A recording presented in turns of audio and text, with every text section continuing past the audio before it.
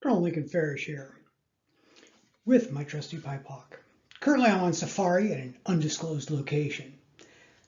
And of course I brought a Hawaiian shirt with me. So if you hear a little extra noise in the background, that's because of that. So let's talk about unlawful combatants and why it's important for you to know the subject well. As always, these are my thoughts, not endorsed by DoD, U.S. Army, or USACAPOC. Within civil affairs, we often have to deal with unlawful combatants, criminals, or their impacts on the civilian populace and the battlefield. Now, the definition of an unlawful combatant didn't really exist until after World War II, but has been internationally accepted since 1949, so about 70 odd years.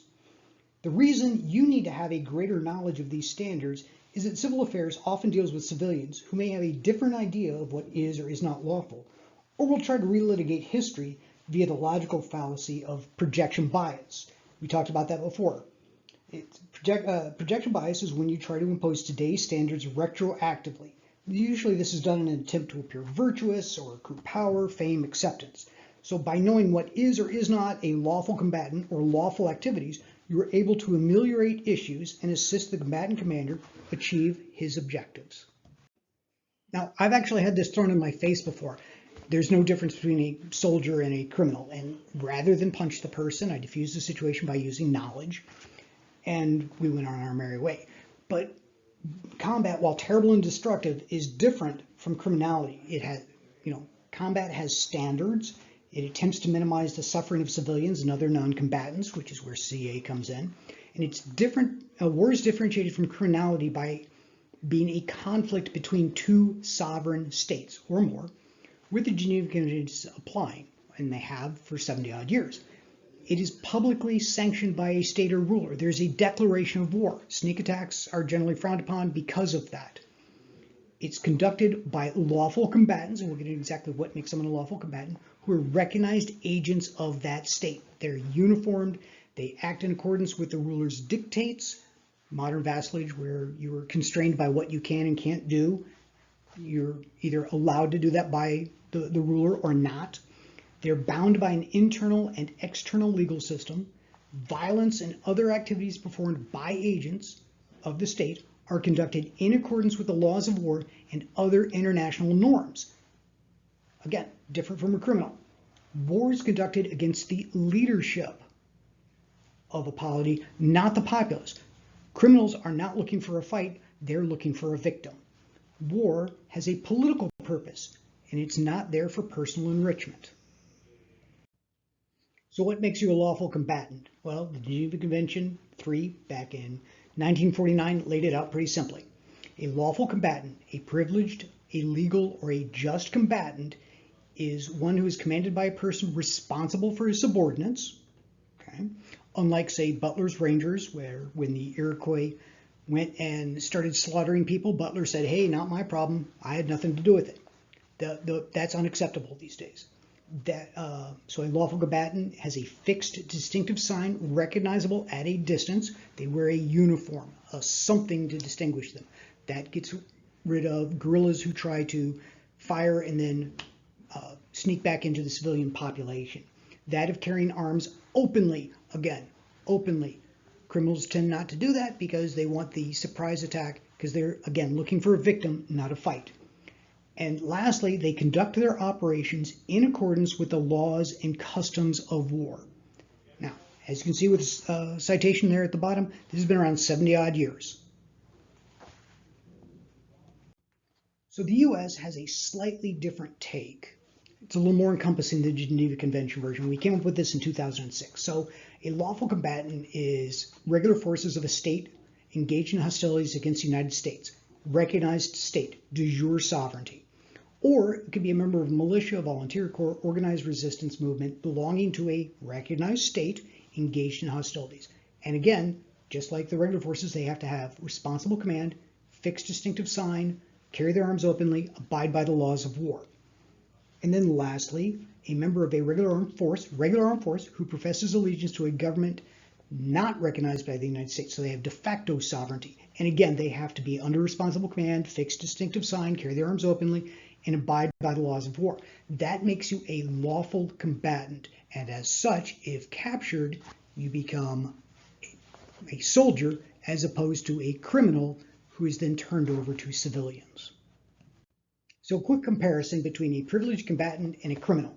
Privileged combatants, subordinate to a political entity, has a uniform that they wear, open carry of weapons, internal external code of conduct. There's a political purpose to their activities, violence directed in accordance with established norms, and the targets are government agents and property. Whereas when you're talking about a criminal doing criminal things, there's no external allegiance. They're not necessarily wearing a uniform. They conceal their weapons. There's no external code of conduct recognized. And the purpose is personal enrichment, using violence to accomplish that end. And the targets most often are non-combatants. Who cares? I mean, legal, illegal, whatever. Well, conceptually, a legal combatant has rights. And if captured as a POW, they're supposed to receive medical care. If they're accused of any crimes, they're supposed to have a legal representation. It's all spelled out in the Geneva Conventions. Everyone's supposed to follow.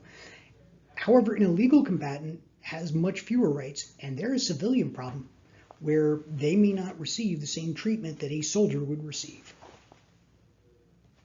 Why dig so deep in this? Well, a lawful combatant enjoys a privileged status when out of combat that is not true of a criminal accused of criminal activities.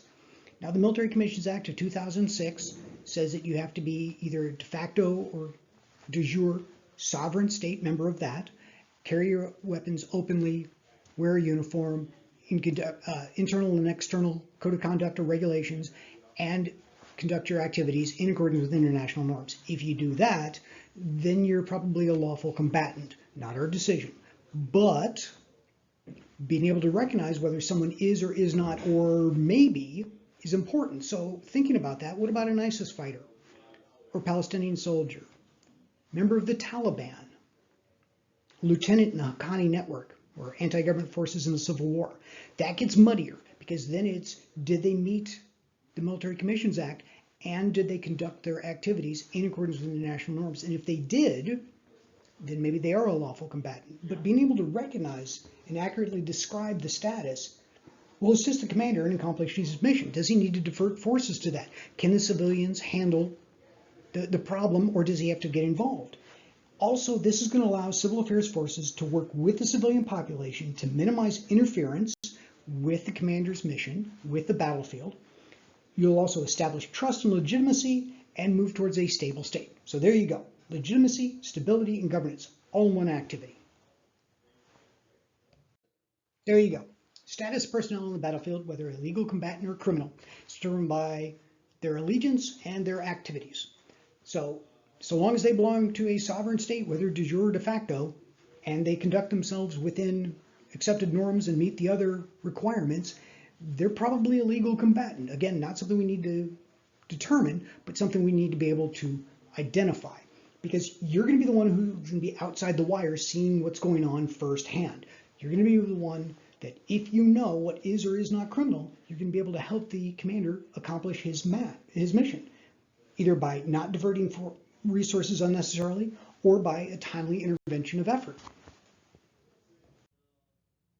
By knowing the doctrine, intent, and philosophy behind what makes a lawful combatant or an unlawful combatant, you're able to advise the commander. And now you become a resource. You have value. You're a player instead of some rando. As always, a book recommendation, Killing the Competition by Martin Daly, Canadian guy. So Dr. Daly looked at how when some men cannot succeed or have status by economics, by money, there's inequality, some will resort to violence to achieve status. So since he's a criminologist, he's basically saying income inequality can lead to crime. So it's not the poor, and you hear this all the time, oh, the poor are all criminals, and that's a cop-out.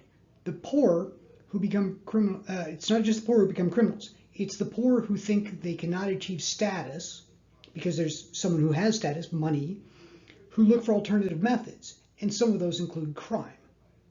Now, these men obviously are targets for recruitment into extremist groups, but money and violence aren't the only ways to achieve status. But let's remember, status is cultural. So if you're trying to reduce violence in an area, you're trying to squelch recruitment into extremist groups, you need to understand the culture. Good thing you're a cultural expert. As always, if you have questions or you disagree, send me an email or a comment below.